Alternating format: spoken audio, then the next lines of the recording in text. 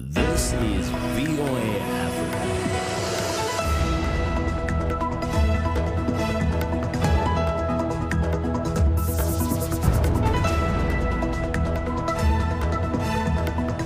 Good evening and welcome. I'm Vincent McCory in for Esther Githui-Ewart. It's Friday, March the 6th.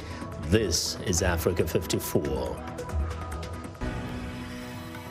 Another sub-Saharan African country confirms a coronavirus case as the continent intensifies efforts to contain COVID-19.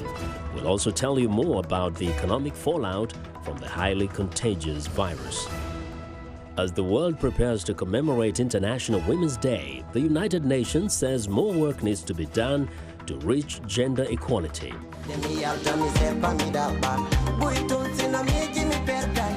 And in our entertainment report, we'll get you dancing along with Tati Tati, an energetic artist from Guinea.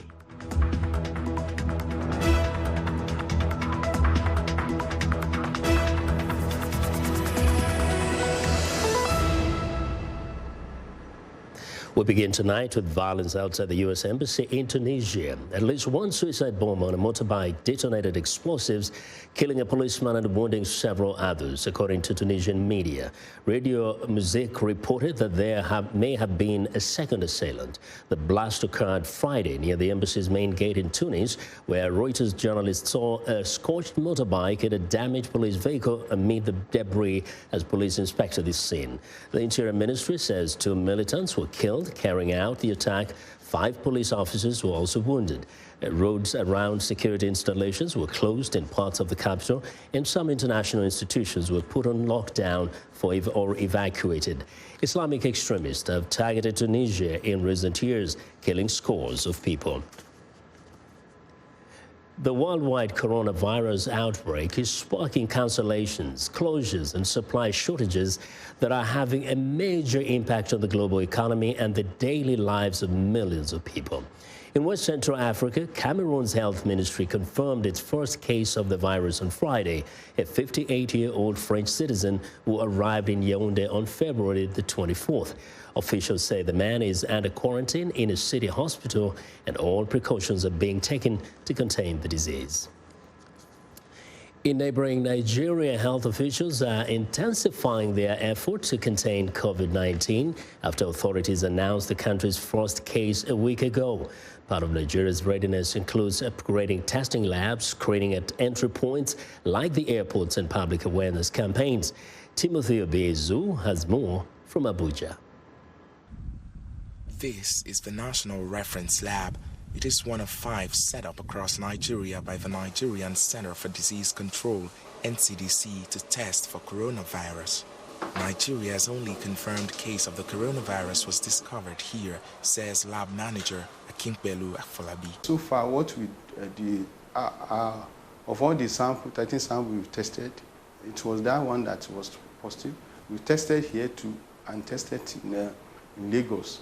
And that is the one that we discovered that was positive, of which we were able to detect. And the person they are managing the person in Lagos. Nigeria is one of only 3 African countries capable of testing the coronavirus in real time. So the equipment we have and see the people when they are working and see that they have what it takes in terms of human resources, in terms of equipment. You see that we have it. Nigerian authorities say it was an Italian man from Milan, a city badly hit by the coronavirus, who was the first confirmed case of the virus in sub-Saharan Africa. The World Health Organization named Nigeria among 12 countries in Africa at high risk of people contracting the virus. Authorities have responded by activating emergency operations, including public health awareness campaigns and heightened surveillance at entry points like the airport. At the points of entry, we have mounted a lot of activities. Enlightening people, checking people, getting information from them, and then at the same time comparing whatever information we are getting with what they are saying. Because a lot of people tell lies. With more than 95,000 coronavirus cases around the world and some 3,300 deaths, Nigerians are worried about the spreading virus, even though authorities are urging citizens to remain calm. Timothy Obiezu for VOA News, Abuja. Well, Kenya is feeling the economic effects of the coronavirus despite having no infections, as imports from China are dropping over travel bans for people and goods. Airlines are incurring losses, and small traders in Kenya, after their stocks will soon be worthless and they will be out of business. Rud Almandab reports from Nairobi. Kenya's dependence on manufactured goods from China is hurting traders as the coronavirus outbreak brings travel and shipments to a halt. Samuel Karanja is chairman of the 50,000-member Importers and Small Traders Association of Kenya. We are going to see a hike of the prices of some commodities 2 or 3 times than what we are paying for. Because the reason why we go to China is because of the costing. The costing there, the value for our money. So you can have several goods without compromising the quality, but at very good rates. You are not going to find it anywhere else in the world. Karanja says consumer goods such as electronics, clothing and cosmetics are the first to feel the pinch. While Kenyan traders scramble for other suppliers, the coronavirus keeps spreading and time is running out. Maybe in about 2 months or so, we will basically cross down. Yeah. 31-year-old Abu Bakr Karim, a father of 3, says his stock of China-made phones is almost sold out. If the virus goes on the way it is now, people are going to be affected. Well, as also my family and other families. Karim's shop is one of thousands of small businesses in Kenya that authorities say provide more than 80% of the country's employment. But the coronavirus has led to a boom in one business in Kenya and globally, face masks. In the last 2 weeks, we have dispatched hundreds of thousands. The most common demanded one is the 3-ply. This 3-ply is the one that almost everyone is looking for. But since even these face masks are made in China, they too will soon run out of stock. Kenya's Ministry of Health is preparing for the coronavirus. We have a very active emergency operations center under our Department of Disease Surveillance and Response that responds to any suspected cases or alerts that we are informed about and quickly moves forward to address these alerts. Meanwhile, Kenya's traders can only hope that the coronavirus is contained soonest, so that imports from China can resume and they can get back to business as usual. Ruud Elmendorp for VOA News, Nairobi. Well, in Europe, Britain's biggest domestic airline is the latest casualty of the COVID-19 outbreak. Flybe went bankrupt on Thursday, hit by low demand. The airline industry is facing hundreds of billions of dollars in losses as people cut back on their air travel. Meanwhile, the International Monetary Fund is offering $50 billion to poorer countries that may struggle to deal with the pandemic. And Ridgewell has the details. Flybe was rescued from near collapse in January. Now, cancellations and low demand following the outbreak have pushed it over the edge. 2,000 jobs are at immediate risk, with other workers in airports and supply chains also in danger. Just feel really sad, aren't we? Just really sad. Flybe is far from alone. The global airline industry is suffering. We could see the effect on revenues exceed 100 billion, around about 19% of global passenger revenues. This would be a revenue shock equivalent to what was seen in the global financial crisis. Cases of COVID-19 in Britain have risen sharply. The government said Thursday the focus is moving from containment to delaying its peak impact. Planning is underway for the worst-case scenario, a breakdown in law and order. There are long-established plans by which the police will, obviously they will keep the public safe, but they will prioritise those things that they have to do, and the army is of course always ready to backfill as and when, but that is under the reasonable worst-case scenario. Across Europe, big gatherings are being cancelled or postponed, from trade shows to sporting events. The economic impacts are starting to bite. Italy has closed all schools and universities. In Venice, normally packed with visitors, the canals are all but empty. Tourism numbers are down across the world. Car sales in China have plunged by 80% in a month. Supply chains are disrupted. The IMF has slashed global growth forecasts. It's offering up to $50 billion for poorer countries that could struggle to deal with a coronavirus outbreak. We do have up to $10 billion available for low-income countries to tap in with zero interest rates. And obviously we would prioritize countries, especially countries in Africa that have already been faced with difficulties. Many African countries would struggle to cope with a large outbreak, according to a recent study published in The Lancet, which highlighted Nigeria, Ethiopia, Sudan, Angola, Tanzania, Ghana and Kenya as being among the most vulnerable. Preventing the entry of the virus will become increasingly difficult, especially if the international spread continues. And given those data that indicate that the quality of care really has a strong impact on how serious it can be and how fatal it can be, I think that moving toward funding better healthcare in general would be quite a useful strategy. The one bright spot, new infections in China, the source of the virus, continue to fall. Whether other countries can replicate Beijing's response remains to be seen. Henry Ridgewell for VOA News, London. Well, despite several monumental pushes for women's rights around the world over recent decades, activists say progress has been very slow. According to the United Nations, women continue to be undervalued, underpaid, have fewer choices, and continue to experience multiple forms of violence. Viewers Justusame Oni explains.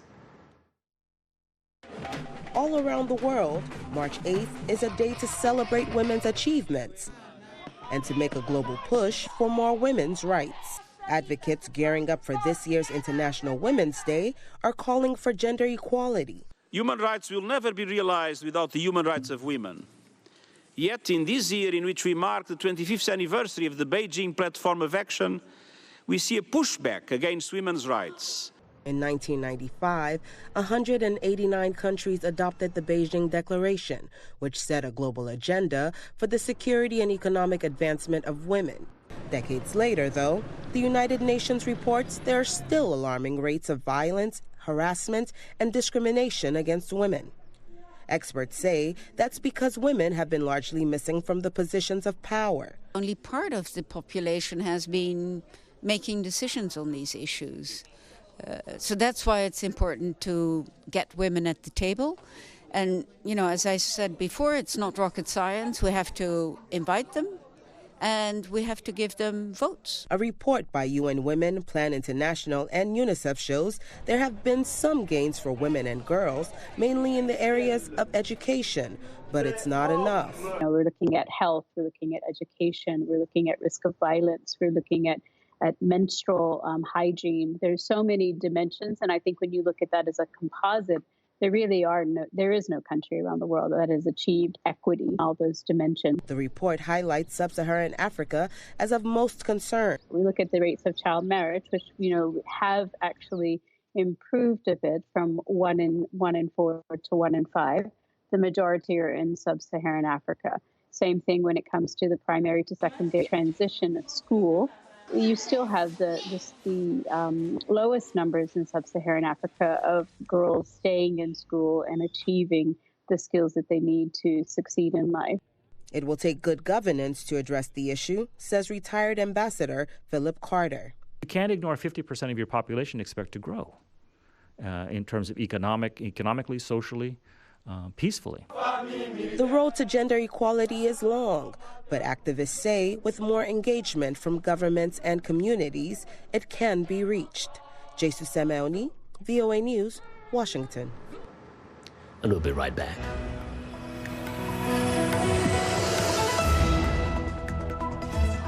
Hi. Nina ukani luka buseni,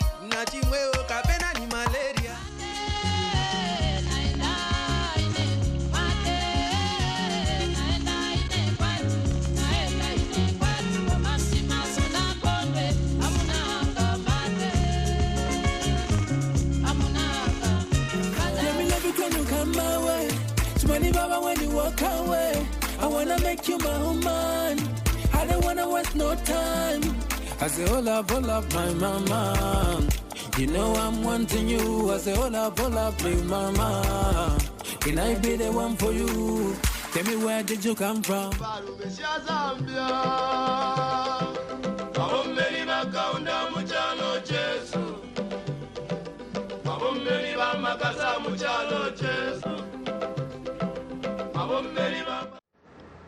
Well, the coronavirus threat is emerging as a political issue in race for the U.S. presidency. Democrats are questioning President Donald Trump's decisions and competence in responding to a potential epidemic.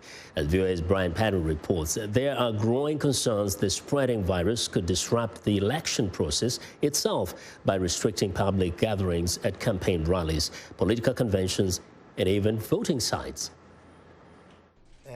President Trump has defended his handling of the coronavirus outbreak in the United States. Since the start of the outbreak, my administration has taken the most aggressive action in history to protect our citizens. But Trump's shift to crisis management mode, critics say, is undermined by his past statements, discounting warnings from health officials about the inevitable spread of the virus, while accusing Democrats of stoking fear for political gain. He also has something of a credibility problem.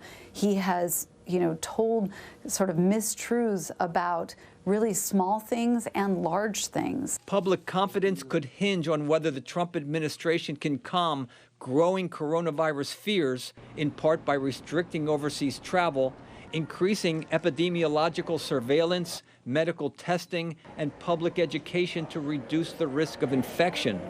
Trump plans to sign a multi-billion-dollar spending package passed by Congress to combat the virus, a move that could help build confidence. But the sudden stock market decline related to the outbreak may have already undermined Trump's key campaign issue, continued economic growth under his presidency. The coronavirus really throws a wrench into that picture, and that could hurt his campaign seriously. Trump's Democratic rivals could benefit politically from the crisis. A national medical emergency could expose gaps in America's health care coverage and add fuel to Democratic calls to boost the government's role in paying for health services. So I'm here to report we are very much alive. Additionally, public yearning for experienced leadership in times of crisis could boost the profile of former Vice President Joe Biden, who has surged in recent Democratic primaries. But I do believe that in a moment of uncertainty and contingency and crisis, people are going to look for the safe choice, and that is certainly Joe Biden in the Democratic primary. It's too early to tell if the coronavirus will affect the election process itself. In Israel, election monitors recently wore masks and gloves to count votes in polling stations where some infected voters were quarantined.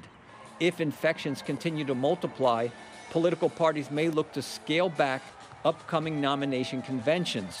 Meanwhile, calls are growing to expand vote-by-mail options to protect voters' health. Brian Patton, VOA News, Washington. Well, during February's Black History Month, the U.S. Library of Congress featured an exhibit dedicated to civil rights icon Rosa Parks, best known for her refusal to give up her seat to a white man on a crowded bus in Montgomery, Alabama, in 1955. Maxim Mosklakov reports. Letters, diaries, photographs, documents, and personal possessions of Rosa Parks, an African-American activist who played a giant role in the civil rights movement, are on display at a unique exhibition at the Washington's Library of Congress. 94 showpieces are a small part of a large 10,000-piece collection that was gifted to the Library of Congress by philanthropist Howard Buffett. This exhibit tells the full story of Rosa Parks. Rosa Parks, the seasoned lifelong activist, and Rosa Parks, the woman behind the civil rights icon.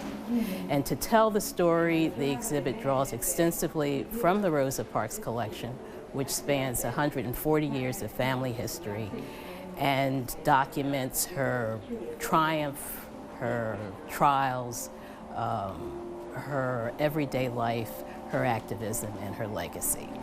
Rosa Parks made history on December 1st, 1955, when she refused to give up her seat to a white man on a crowded bus in Montgomery, Alabama.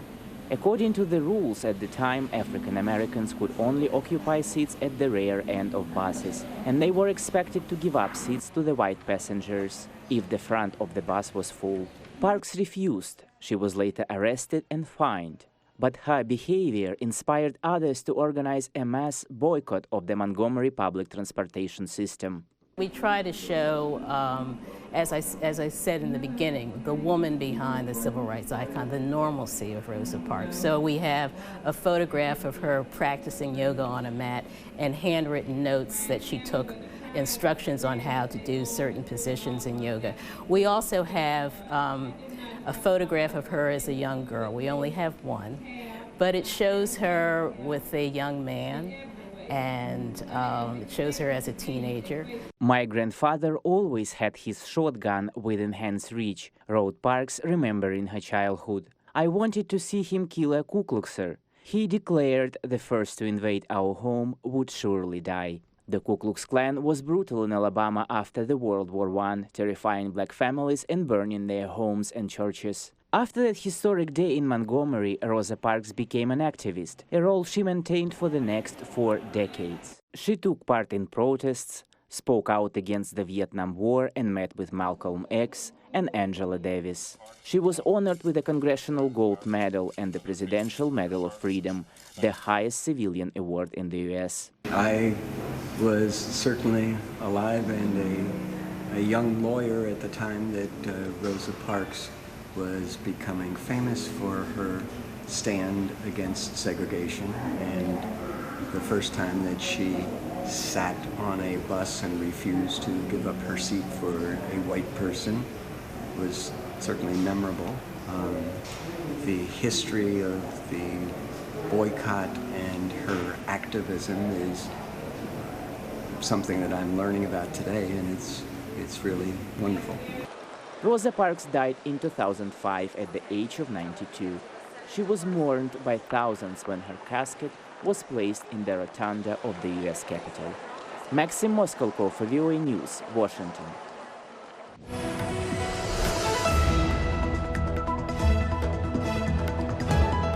Well, it's time for our entertainment reporter, and joining me now is Music Time in Africa host Heather Maxwell. Heather, I understand today's featured artist says that success is attainable no matter how small the odds, right? Exactly. That's it. Hello, everybody. Today I have a music video for you. It's from Guinea. The song is called Miyalta Misepa. I went, I came back. The artist is Tati Tati. He sings in the Fula language, which, as you'll hear, has a beautiful flow and distinct sound. He sings about his own personal story of how he failed an attempt to emigrate from Guinea and suffered terribly in doing so, but then, surprisingly, he found success and happiness right at home.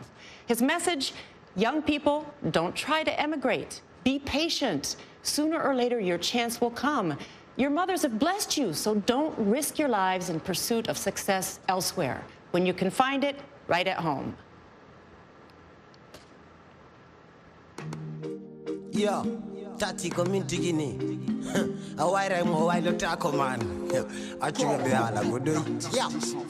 Go kongote didi ko jibili bitigi ko Tati awa nai dai joy suli nai je go wembi nai je dikade je nai je Tati tautai. Demi alta mi sepa mi daba. Buiton sina mi jimi pertai. Mi jo wango andu mi alta yonde nyande be anda mi perda.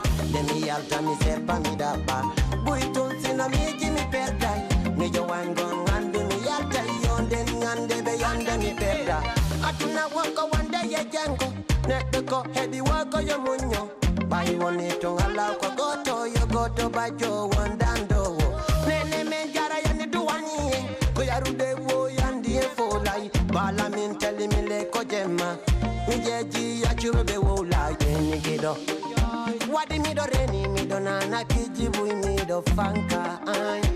Yo gido. Monya kaka yeke.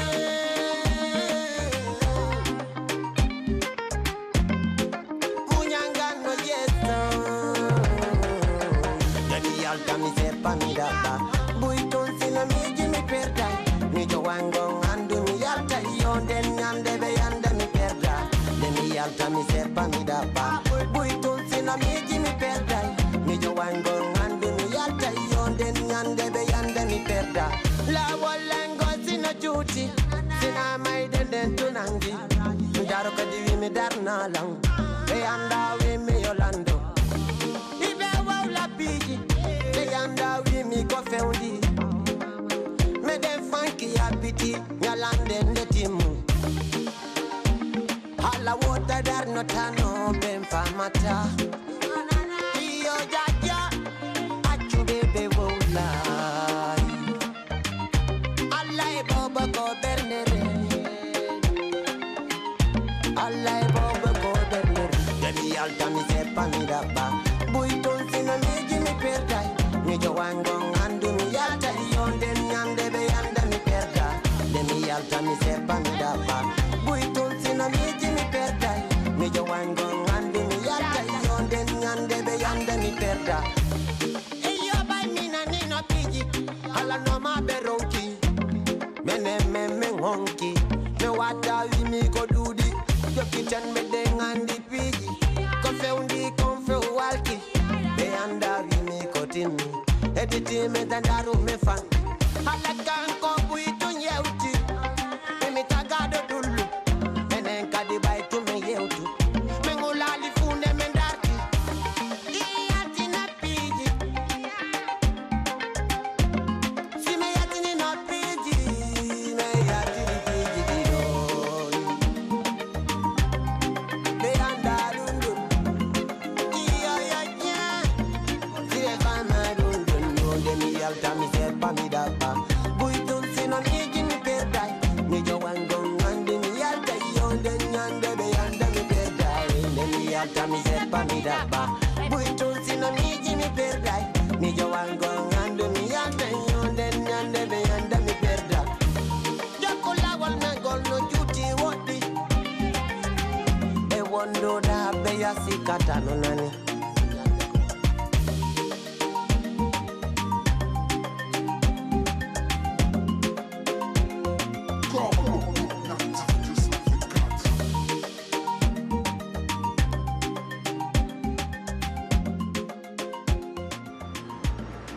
And that's our entertainment for this Friday. Vincent? Thank you very much, Heather. Thank you very much, viewer, for staying with us to the end. Have a great weekend.